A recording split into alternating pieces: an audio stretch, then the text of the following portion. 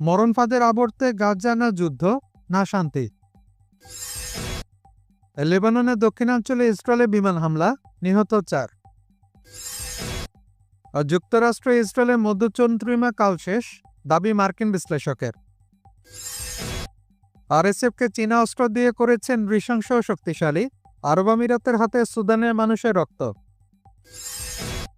ভারতীয়কে পিটিয়ে বাংলাদেশি শিকার করানোর চেষ্টা বিএসএফের। এবং আমেরিকা এখন অন্ধকার সময়ের মধ্য দিয়ে যাচ্ছে, বললেন বারাক ওবামা। লেবাননের দক্ষিণাঞ্চলে ইসরায়েলে বিমান হামলা, নিহত 4। লেবাননের দক্ষিণাঞ্চলে বিমান হামলা চালিয়েছে ইসরায়েল। এতে অন্তত 4 জন নিহত হয়েছেন বলে জানিয়েছে দেশটির স্বাস্থ্য মন্ত্রণালয়। এই হামলায় আরও 3 জন আহত হয়েছেন। এই ঘটনায় নতুন করে চাপে পড়েছে 1 বছরেরও বেশি সময় ধরে চলা হিজবুল্লাহ ইসরায়েলের মধ্যকার যুদ্ধবিরতি চুক্তি। এই খবর দিয়েছে অনলাইন আল জাজিরা। এতে বলা হয়, রোববার দুপুর 2:15টার দিকে দক্ষিণ লেবাননের নাবাতিয়া জেলার কফারসিন নামক এলাকায় এ হামলা হয়। রাষ্ট্রীয় বার্তা সংস্থা লেবানন নিউজ এজেন্সি জানিয়েছে, একটি গাড়িকে লক্ষ্য করে গাইডেড ক্ষেপণাস্ত্র ছোড়ে ইসরায়েল। হামলার একদিন আগে লেবাননের প্রেসিডেন্ট জোসেফ আউন অভিযোগ করেন, ইসরায়েল তার শান্তি আলোচনার প্রস্তাবের প্রতিক্রিয়ায় সীমান্ত এলাকায় হামলা বাড়াচ্ছে। 2023 সালে হামাসের নেতৃত্বে গাজায় 7ই অক্টোবরে হামলার পর হিজবুল্লাহ ফিলিস্তিনিদের সমর্থনে ইসরায়েলে আক্রমণ শুরু করে।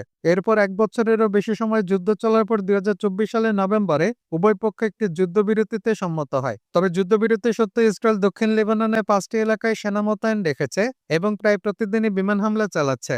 ইসরায়েল দাবি করছে, এসব হামলার লক্ষ্য হিজবুল্লাহর অবস্থান। আর যদি এতে বহু বেসামরিক নাগরিক, উদ্ধারকর্মী ও সাংবাদিক নিহত হয়েছেন। জাতিসংঘের তথ্যানুযায়ী যুদ্ধবিরতি কার্যকর হওয়ার পর থেকে ইসরায়েলি বাহিনীর হামলায় লেবাননে অন্তত 111 জন বেসামরিক নাগরিক নিহত হয়েছেন। প্রেসিডেন্ট আউন গত অক্টোবরের মাঝামাঝি যুক্তরাষ্ট্রের প্রেসিডেন্ট ডোনাল্ড ট্রাম্পের মধ্যস্থতায় হওয়া যুদ্ধবিরতির পর ইসরায়েলের সঙ্গে স্থায়ী সমঝোতার প্রস্তাব দেন। তার ভাষায় এই আলোচনার লক্ষ্য ইসরায়েলের দখলদারিত্বের অবসান। অন্যদিকে ইসরায়েল অভিযোগ করেছে, লেবানন সরকার যুদ্ধবিরতির শর্ত ভঙ্গ করেছে কারণ তারা হিজবুল্লাহকে নিরস্ত্র করতে ব্যর্থ হয়েছে। হিজবুল্লাহ অবশ্য নিরস্ত্রীকরণে কোনো চাপ মানতে অস্বীকৃতি জানিয়েছে। সাম্প্রতিক উত্তেজনা আরেক ইঙ্গিতে এই সপ্তাহের শুরুতে প্রেসিডেন্ট আউন লেবাননের সেনাবাহিনীকে দক্ষিণাঞ্চলে নতুন ইসরায়েলি অনুপ্রবেশ প্রতিহত করার নির্দেশ দেন। ওই নির্দেশে কয়েক ঘন্টা পর ইসরায়েলি সেনারা সীমান্তবর্তী ব্লিদা শহরে প্রবেশ করে এবং পৌরসভা ভবনে অভিযান চালিয়ে ঘুমন্ত কর্মচারী ইব্রাহিম সালেমেকে গুলি করে হত্যা করে বলে জানিয়েছে রাষ্ট্রীয় ন্যাশনাল নিউজ এজেন্সি বা এনএনএ। ইসরায়েলি সেনাবাহিনীর দাবি, অভিযানটি হিজবুল্লাহর অবকাঠামো ধ্বংসের উদ্দেশ্যে পরিচালিত হয় এবং তারা তাৎক্ষণিক হুমকির জবাবে গুলি চালায়। তবে এই দাবির পক্ষে কোনো প্রমাণ দেয়নি তারা। ভারতীয়কে পিটিয়ে বাংলাদেশে শিকার করানোর চেষ্টা বিএসএফের। রফিকুল মোল্লা নামে স্থানীয় কৃষককে তুলে নেওয়ার পর বেধড়ক পিটিয়ে বাংলাদেশে শিকার করানোর চেষ্টার অভিযোগ উঠেছে দেশটির সীমান্তরক্ষী বাহিনী বা বিএসএফ এর কয়েকজন সদস্যের বিরুদ্ধে। ভারতের পশ্চিমবঙ্গ রাজ্যের নদিয়ায় ঘটনাটি ঘটেছে।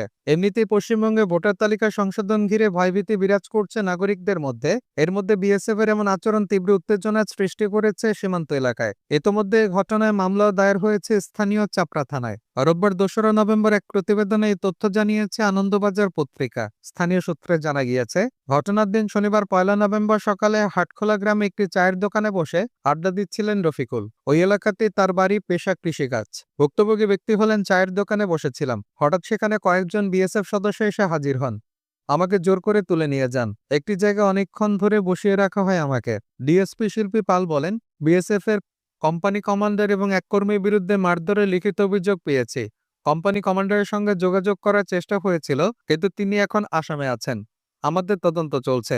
ওই কৃষকের আরো অভিযোগ, তাকে বাংলাদেশি সন্দেহে হেনস্থা করতে থাকেন বিএসএফ এর সদস্যরা। তাকে দিয়ে স্বীকার করাতে চান যে তিনি ওপার থেকে অনুপ্রবেশ করেছেন, কিন্তু রফিকুল তা মানতে না চাওয়ায় চলে মারধর। এমনকি পায়ে শিকল বেঁধে বেধড়ক মারধর করা হয়েছে।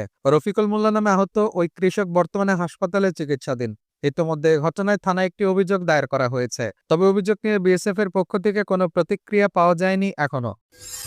আরএসএফকে চীনা অস্ত্র দিয়ে করেছেন নৃশংস শক্তিশালী, আরব আমিরাতের হাতে সুদানের মানুষের রক্ত।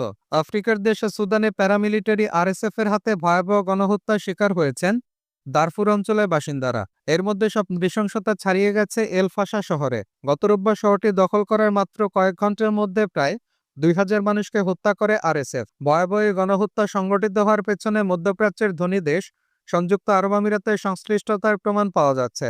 গত অক্টোবরে যুক্তরাষ্ট্রের গোয়েন্দারা জানিয়েছিলেন, আরএসএফকে সাঁজোয়া যান সহ অন্যান্য ভারী অস্ত্র দিচ্ছে আরব আমিরাত। মার্কিন সংবাদ মাধ্যম ওয়াল স্ট্রিট জার্নাল এই নিয়ে এক প্রতিবেদনে বলেছে, যুক্তরাষ্ট্রের প্রতিরক্ষা গোয়েন্দা সংস্থা এবং পররাষ্ট্র মন্ত্রণালয়ের গোয়েন্দা ব্যুরো উভয় জানায়, আমিরাত থেকে সুদানে আরএসএফ এর কাছে সম্প্রতি অস্ত্র সরবরাহ বাড়িয়েছে আমিরাত। এসব অস্ত্রের মধ্যে অত্যাধুনিক চীনা ড্রোন, ছোট অস্ত্র, ভারী মেশিনগান, সামরিক যান, কামান, গোলা এবং গোলাবারুদ রয়েছে। মধ্যপ্রাচ্য ভিত্তিক সংবাদ মাধ্যম মিডল ইস্টাই জানিয়েছে, আরএসএফকে যে আমিরাত অস্ত্র পাঠায় এটি একদম প্রকাশ্য বিষয়। তারা বলেছে, 2024 সালের জানুয়ারিতে সুদানের দ্বন্দ্বে আমিরাতের সংশ্লিষ্টতা নিয়ে তাদের একটি এক্সক্লুসিভ প্রতিবেদন প্রকাশ হয়েছিল। ওই প্রতিবেদনে আমিরাতকে নিয়ে যা যা বলা হয়েছিল, ওয়াল স্ট্রিট জার্নালের প্রতিবেদনে সেগুলোই আবার তুলে ধরা হয়েছে। মিডল ইস্টাই জানিয়েছিল, খুবই জটিল একটি নেটওয়ার্কের মাধ্যমে আমিরাত সুদানে আরএসএফ এর কাছে অস্ত্র পাঠায়। আমিরাত থেকে অস্ত্রগুলো লিবিয়া, চাদ, উগান্ডা এবং সোমালিয়া হয়ে সুদানে যায়। গত মে মাসে মানবাধিকার সংস্থা অ্যামনেস্টি ইন্টারন্যাশনাল তদন্তে খুঁজে পায়, আমিরাত চীনের তৈরি অস্ত্র সুদানের দারফুরে পাঠাচ্ছে। এসব অস্ত্রের মধ্যে জিবি-50A গাইডেড বোমা এবং 155 মিলিমিটারের H4 কামানো রয়েছে। আরএসএফ এর ফাইটাররা এল ফাশা শহরে গিয়ে গণহত্যা শুরু করে, আর যেগুলো ভিডিও করে আবার তারা নিজেরাই সামাজিক যোগাযোগ মাধ্যমে প্রকাশ করেছে। ওয়াল স্ট্রিট জার্নাল জানিয়েছে, গত মার্চে রাজধানী খার্তুমের প্রায় পুরোটা নিয়ন্ত্রণে নিতে সমর্থ হয় সুদানের সেনাবাহিনী। এরপর থেকে আরএসএফ এর কাছে বেশি পরিমাণে অস্ত্র পাঠানো শুরু করে আমিরাত। সুদানের সেনাবাহিনীকে সমর্থন দিয়ে থাকে ইরান, তুরস্ক এবং মিশর।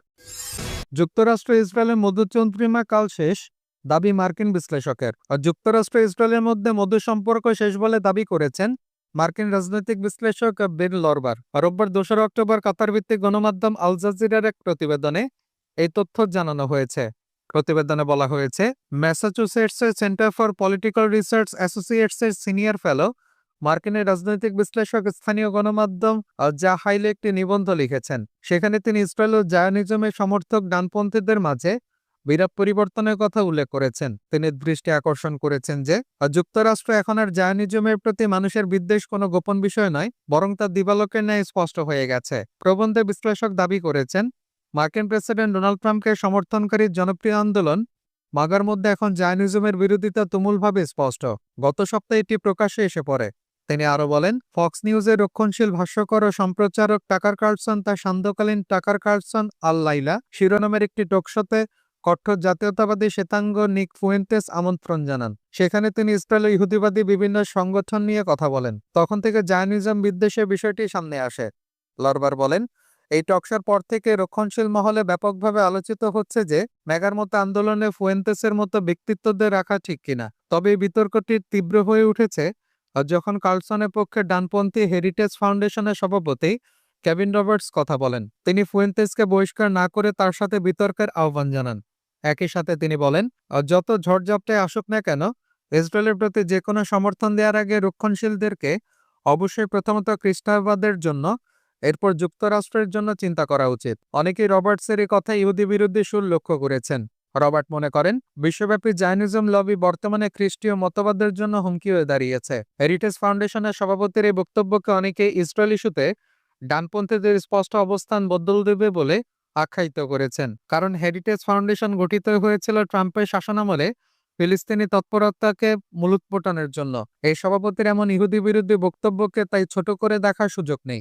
ফ্রন্টফাদের আবর্তে গাজা, না যুদ্ধ না শান্তি। গাজার বর্তমান যুদ্ধবিরতি নামে মাত্র থাকলে অঞ্চলটি না যুদ্ধ না শান্তি এমন এক প্রাণঘাতী অনিশ্চিত অবস্থার দিকে ধাবিত হবে বলে সতর্ক করেছেন কাতারের প্রধান কূটনীতিক মাজেদ আল আনসারি। তিনি গাজায় দ্রুত একটি আন্তর্জাতিক শান্তিরক্ষী বাহিনী ও অস্থায়ী প্রশাসন গঠন করে পূর্ণ ইসরায়েলি সেনা প্রত্যাহারের পথ তৈরির তাগিদ জানিয়েছেন। আনসারি বলেন, আমরা এমন পরিস্থিতি চাই না যেখানে যুদ্ধ নেই কিন্তু মানুষ মারা যাচ্ছে এবং শান্তি নেই। তিনি জানান, আন্তর্জাতিক সম্প্রদায়কে তৎপর হয়ে গাজার ক্ষতি মূল্যায়ন, পুনর্গঠনের প্রস্তুতি ও আনুষ্ঠানিকভাবে শান্তি রক্ষায় কাজ শুরু করতে হবে এবং সেটি যুদ্ধের পরবর্তী ধাপকে টেকসই করবে। তৎপরতায় দেরি হলে অসহায় থেমে থাকা অবস্থায় আরও প্রাণহানির কারণ হয়ে দাঁড়াতে পারে বলে আশঙ্কা করছেন তিনি।